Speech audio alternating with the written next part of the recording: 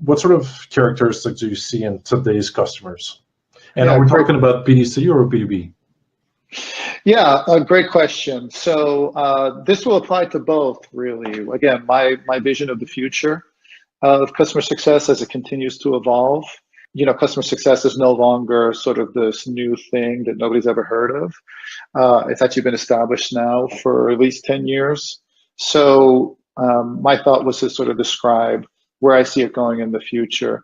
And in order to answer that question, what you first have to know is have a basic understanding of human behavior and human characteristics today. So there's 5 things that I focus on that sort of identify us in general as people living on this planet. Number one, thanks to the internet, there's an abundance of information available at all times to everyone. So buyers, consumers are more educated than ever before. No longer do you have to rely on a salesperson for information about a product or a solution. You can go on the internet and research as much as you want and find quite a bit of information. Research shows that customers are about 57% along the way of a decision-making process before they decide to engage with a vendor, right? So think about that. They're more than halfway through a decision-making process before they're even willing to engage with a solution provider, all right? That's number one, more educated than ever before. Number two, there's 6.8 on average, 6.8 stakeholders involved in the decision-making process. All right. So again, if you move into enterprise sort of solution, big ticket item, there might be more than 6.8. If you're down market, it might be less. But on average, 6.8 different stakeholders. And imagine the complexity of if you're a solution provider having to appease and speak to 6.8 different sort of personas. A VP of marketing has different feelings and needs than a VP of sales, et cetera, et cetera. So that's number two, more stakeholders. Number three, in general, humans are quite risk averse. We do whatever we can to avoid danger, things that can hurt us and get us into trouble.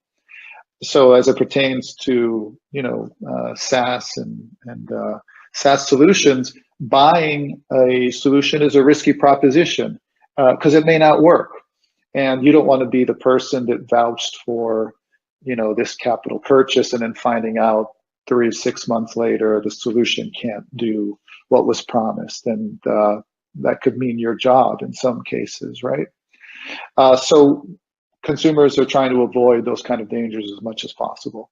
All right, number four, in general, we're quite impatient. We know what we want and we want it now. We don't want to wait for it.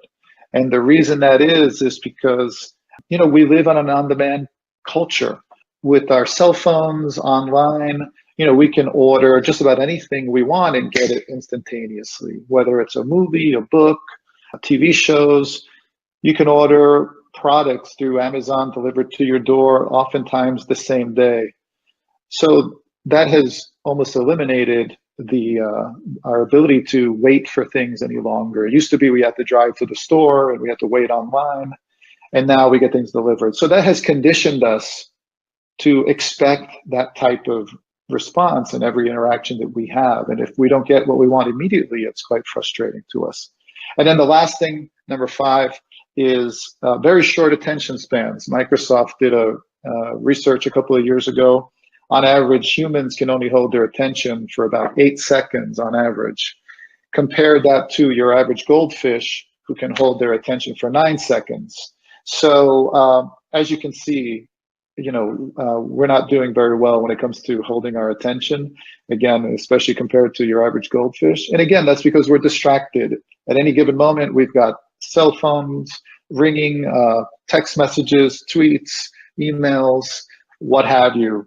So all those things are basically a recipe for disaster. If you're a solution provider, how could you possibly hope to meet customers' needs based on those characteristics?